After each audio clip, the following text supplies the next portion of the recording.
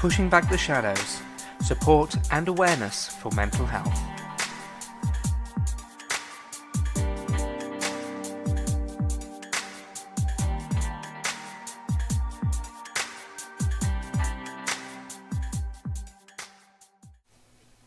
Hello and welcome to episode 49 of the Pushing Back the Shadows podcast.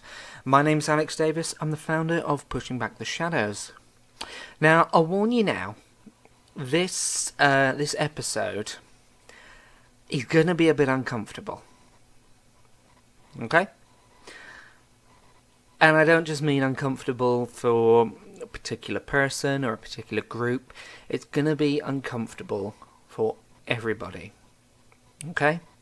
It doesn't matter in this one whether you're a friend, family member, employer, or even somebody who suffers with mental health issues. Alright? This covers everybody. And it's something that's been a bit close to my heart lately. A couple of conversations I've had, a couple of people I've talked to and seen, and some of the things that get said. So the question that I want to ask you today, the question that I want you to think about throughout the entirety of this, is how are we meant to get help? Okay, how are we meant to get help?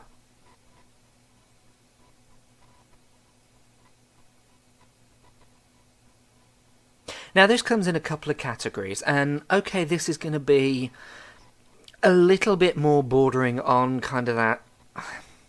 I may get a little into this one, okay, because this, as I say, it's really close to my heart, and I really get frustrated with this one. But how are we meant to get help? Now this isn't a, where can I find help? What kind of services are out there? This is more towards the attitudes that different people have. And I find that there are a couple of people who I've talked to who kind of straddle some of these categories a little bit.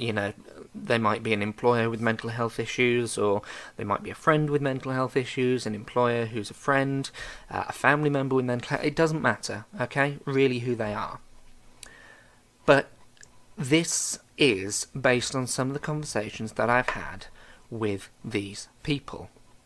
And some of the reactions that they give, some of the things that they say, and I'm sure we all have our bugbears, but this is a really big bugbear for me. And there are three things that kind of incorporate what I'm about to say. That they dismiss what we're saying, they don't listen to us, and they just keep giving advice and expecting it to work.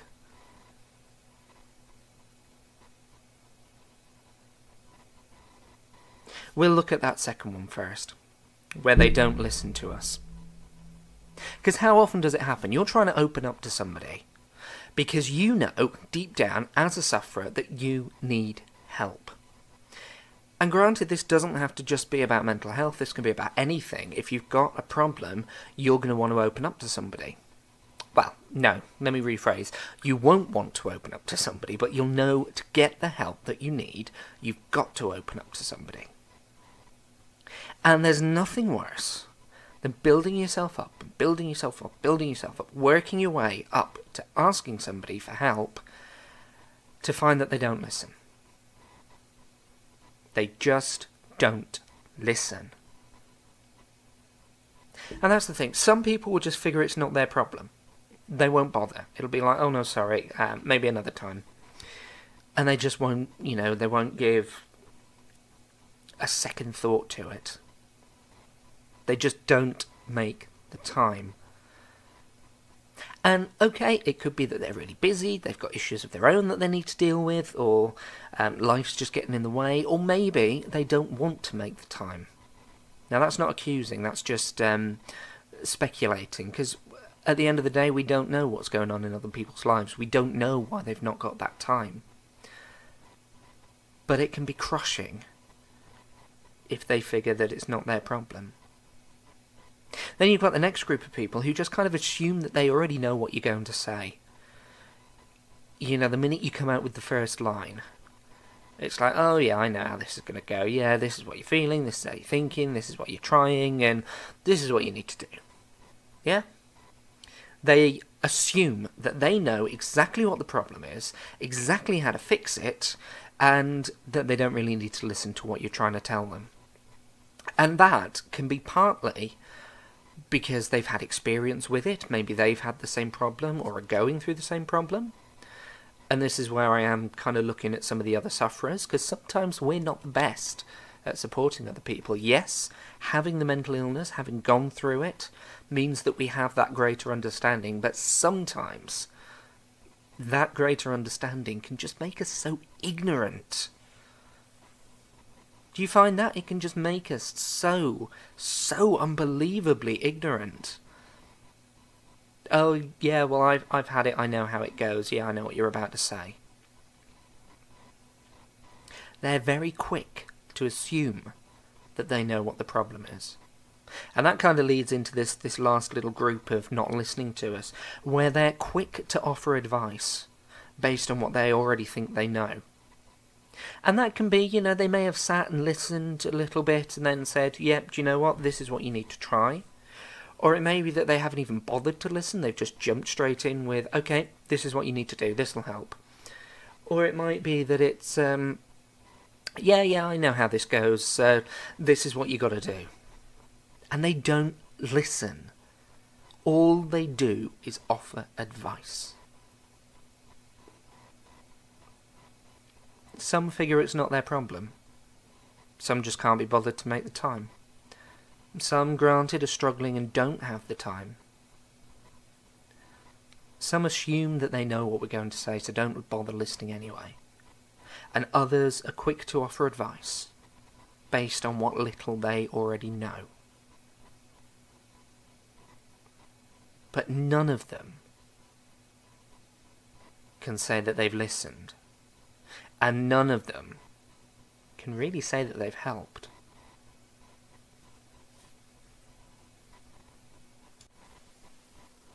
So you tell me, how are we meant to get help?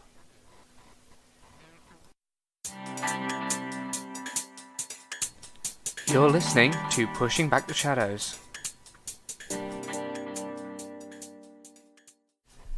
Now this next category, I think you will agree with me on this one, is more frustrating than the first one. Okay, because what's worse than people not listening to us? People who just dismiss what we're saying. Have you ever had that? Where you've gone to somebody with your problem and you've built yourself up to open up and talk to them, and everything you've said has just been kind of dismissed. And this comes in a number of different ways. Oh, you're being too sensitive. Oh, you're not trying hard enough. Oh, someone else has it worse. It's not that bad. Oh, don't worry, it's just a bad day, it'll pass. Yeah, but you've got so much. What have you got to feel bad about? And this one's my least favourite. Yeah, but I've got depression too, and, you know, this is what you got to do. How bad are those? How bad are those? So here you are, you've got your, in my case, depression, my anxiety, my borderline personality disorder, and I've taken the time to open up to somebody. I've taken the time to talk to them about my problem. And what happened? They dismissed it. They belittled it. They told me that it wasn't that bad.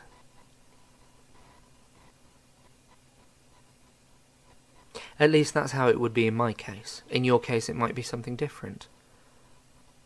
Because it's different for everybody else.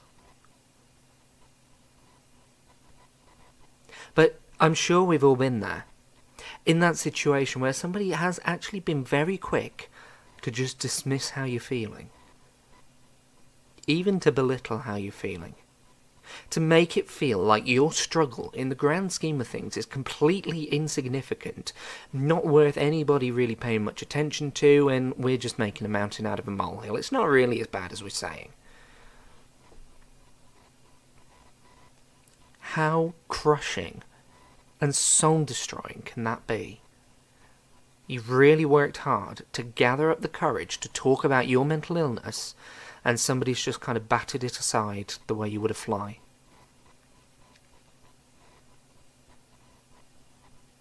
Because that's the thing. Yes, other people have gone through it too. I'm not going to deny that, because we all know people who've been through the same conditions that we've got. But everybody's mental health is different. Just as we have different skills, we have different looks, different personalities, everything about us is different to other people. Even identical twins, they're different. They have different likes, different dislikes, different interests. No two mental health struggles are the same, and to dismiss them in this way, particularly if you've had experience of them, is just uncalled for. So, let's play a little game for a second. If I asked you, bearing in mind I don't know where you're from or what language you speak or anything, to count to 100 in French, could you do that? Let's assume you could. If I then asked you to count to 100 in Czech as well, could you do that? I'm sure there are people who speak both French and Czech, and I'm not unique in the world, but that is something that not necessarily loads of people could do. And you might struggle with it, but to me, it's easy. And exactly the same way, whatever we're going through with our mental health, something may seem easy to you. It may seem like somebody else is making a mountain out of a molehill and they're being over-dramatic with it, but actually, for them, it might be really, really difficult. I mean, you don't know. Yeah, you've got experience of the overall label, but you don't know how hard it is for somebody else. We're built differently. One of my favourite cartoons that I've seen is this examiner, and he's got all the kind of the animals of the zoo, and he's judging them all on their ability to climb a tree. Well, an elephant can't climb a tree, can it? Not can a giraffe. And that's the kind of thing that we're doing here. We're kind of assuming that depression, anxiety, borderline personality disorder, all of these things kind of encompass a uniformity of symptoms. And yet that's not the case. Some people get different symptoms to others. Some people cope in different ways to others. And that is the point. It doesn't matter whether you're a sufferer, whether you're an employer who deals with sufferers on a daily basis, whether you're a mental health expert, whether you're a friend or a family member who's had experience. Everybody's experience and everybody's mental health condition is different. And just because you've got that experience, or just because you've got that knowledge, does not make you an expert on somebody else's struggle. And I think we all do it to a certain extent. All of us. But it's something important for people to remember. It's not nice to just dismiss what they're saying. Recently, I was on a really bad day, and I got asked the question, well, is it a bad day, or is it just a bad day? You know, is it actually a mental health bad day, or is it just, the day's not so great, kind of like everybody else would have? And it's like, well, I've considered that. I've thought about that, and it is a bad day. There's no point diminishing it. That is what it is. It's important not to dismiss what's being said. So you tell me, how are we meant to get help?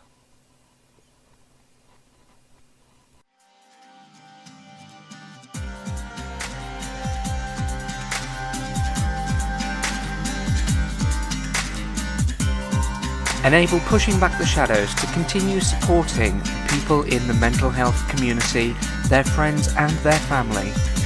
By pledging just $1 a month, you could help us to continue supporting people with depression, with anxiety, with bipolar and other mental illnesses. You can also unlock exclusive rewards, behind the scenes, sneak previews of upcoming posts and much, much more.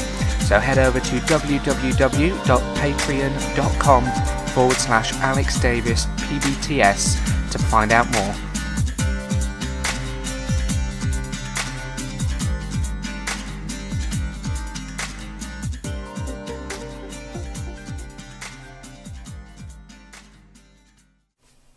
And now we come to the last group of people.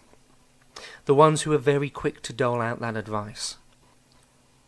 Very, very quick. And no, this is not saying that you shouldn't take advice from people ever. It's not saying that people can't give out advice.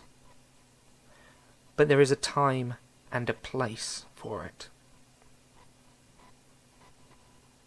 I'll describe these kinds of people, and I think you'll see where I'm coming from.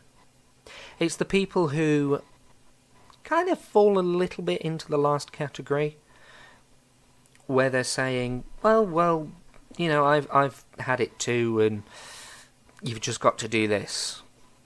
And kind of also the people who fall into the first category, where they assume that they know what we're going to say, and they're very quick to offer that advice.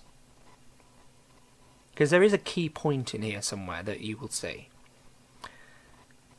But how many people have you come across who will say something like, oh, I'm sorry to hear that, well, you've just got to do this. And then, once you've tried that, and found that it doesn't work for you, they're quick to turn around and say, oh, you're not really trying, are you? Does that sound familiar? And see, that's the thing. Advice in itself is great. But people giving advice need to remember two very important things. The first one is that they have to listen. Before anything else, listen. Not just to the opening line, or not to the first 3 lines, but to the problem in its entirety. Yeah, that might take a while, but how else are you going to understand? I mean, really. You don't understand, algebra from solving one equation. So why should this be any different? Secondly, you have to remember that what worked for you does not necessarily work for somebody else.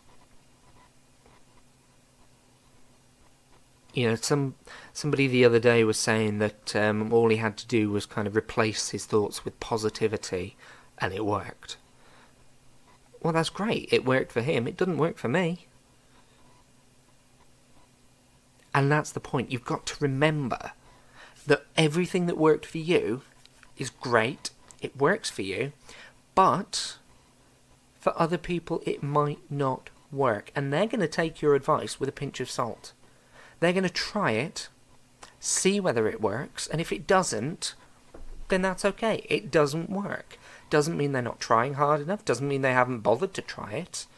It means it's not for them.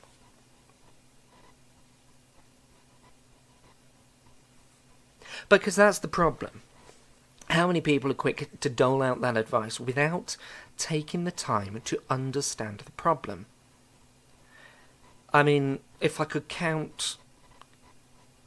Well, not even if I could count. If I had £1 for every time somebody has been quick to jump on the advice train when talking to me and say, oh, you've just got to do this, you just got to do that, just got to do this, then do you know what? I wouldn't need to work for the rest of my life. In fact, my kids probably wouldn't need to work for their entire lives.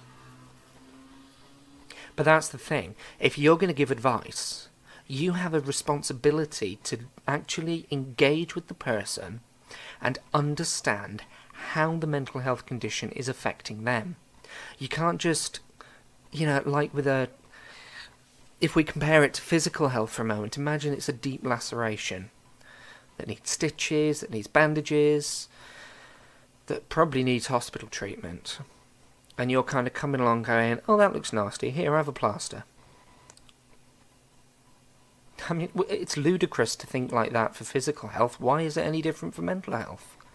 If you're just coming along and saying, oh, okay, so you're depressed, well, this is what you have to do. That's not how it works. That's really not how it works. Because you don't know the person. Yeah, they might be a friend, they might be a family member, but you don't know the full extent of what's going on inside their minds. So it's important for you to listen.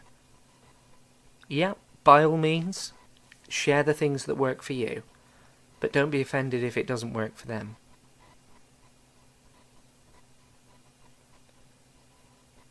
So, how are we meant to get help? Think about it for a second.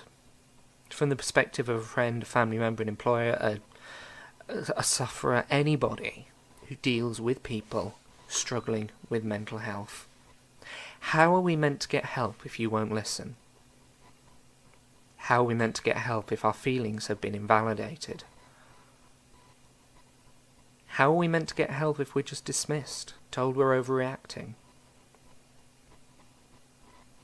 How are we meant to get help if your idea of help is just throw a little bit of advice and hope that solves the problem? Truthfully, we're not.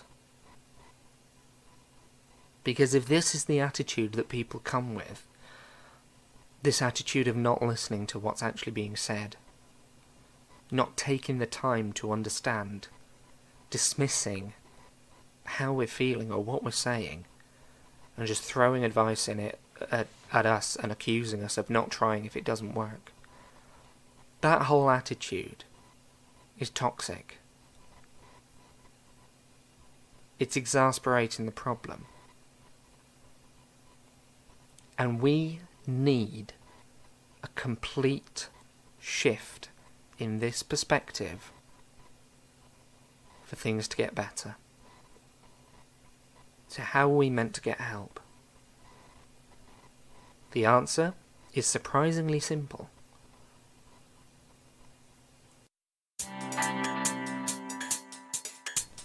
You're listening to Pushing Back the Shadows.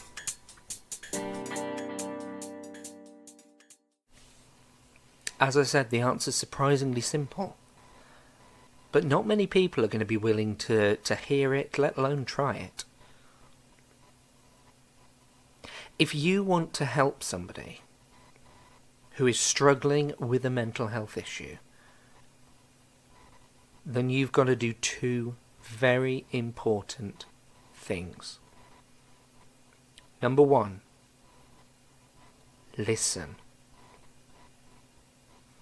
Yeah, we all like talking, and yeah, we all like giving advice, but the first thing that you have to do is listen. Because otherwise, and if I've said it once, I've said it 1,000 times. If you don't listen, how are you going to understand the problem?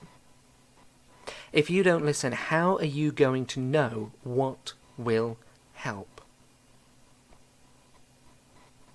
Because let's be honest, you might be thinking that one of the best things to do is just to push through and make yourself go out. But if you haven't listened, you might not know that they haven't got the motivation to do that. Or that actually going outside makes their anxiety worse. You have to listen if you want to help. But listening kind of takes many forms. It's not just opening your ears and hearing the words, it's actually understanding them. Realising what's actually going on inside. And accepting it. Accepting that that is how we, whoever it is that you're talking to, is perceiving things. That's how it's affecting them. You don't dismiss it. You don't belittle it. You don't just throw advice at it and hope that it goes away. That will not work. If you want to help, you have to listen. And the second thing, which is possibly more important than listening, I never thought I'd hear myself say that, because, to be honest, listening is usually my go-to mantra. But the second thing that you've got to do is you've got to take time to understand, but more importantly, you've got to make time. Just as we can't understand, algebra or calculus or whatever by solving a couple of equations and attending, 2 or 3 classes, you won't be able to help somebody with just a single sit-down chat. Because if you're going to help them, if you're going to offer advice, you need to understand exactly how it affects them.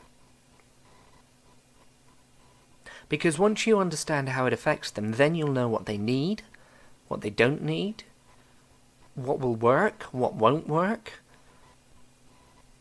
And it may be that some of the things you were about to suggest in the first 10 minutes of the conversation are actually things that later on you'll think, well, actually, no, there's no point me suggesting that because that won't work. By listening and both taking and making time to understand, you will be able to help people far more than you might think possible. Because really, ladies and gentlemen, that is what this world needs. We need people to listen. We need people to actually take the time to understand. And that's not just for mental health. That's for, physical health. That's for things like job loss, bereavement. It encompasses everything. Wherever there is a problem, listening and taking time to understand are the most important things that anybody could do. Because do you want to know a secret? We aren't expecting your advice. We aren't expecting you to be able to fix the problem. All we want is somebody who will listen and somebody who will take the time to help. That doesn't mean throw advice at it. That doesn't mean dismissing what we say. That means being a listening ear, non-judgmental,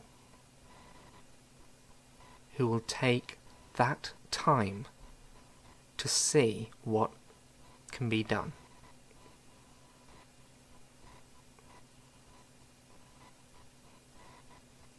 So like I said at the beginning,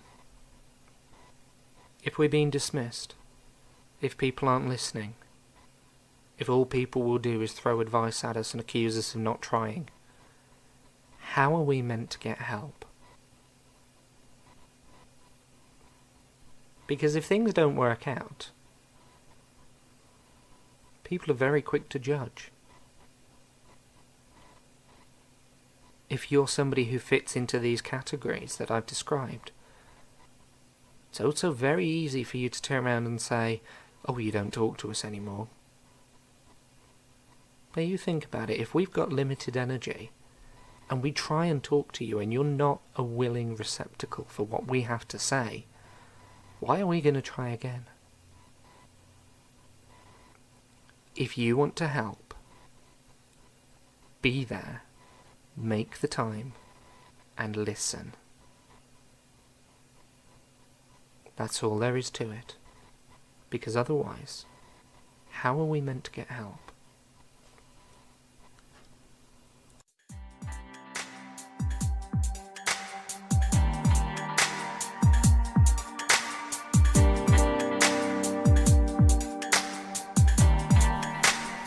You've been listening to Pushing Back the Shadows. To find out more, head over to pushingbacktheshadows.com and hit subscribe to get all of our latest updates straight to your inbox. Alternatively, connect with us on Facebook, which is facebook.com/AlexDavisPBTS, or you can visit us on Twitter at AlexDavisPBTS.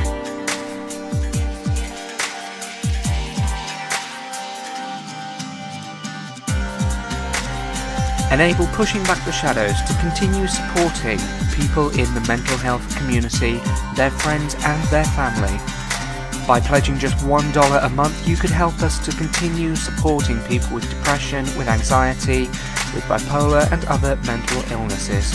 You can also unlock exclusive rewards, behind the scenes, sneak previews of upcoming posts and much, much more.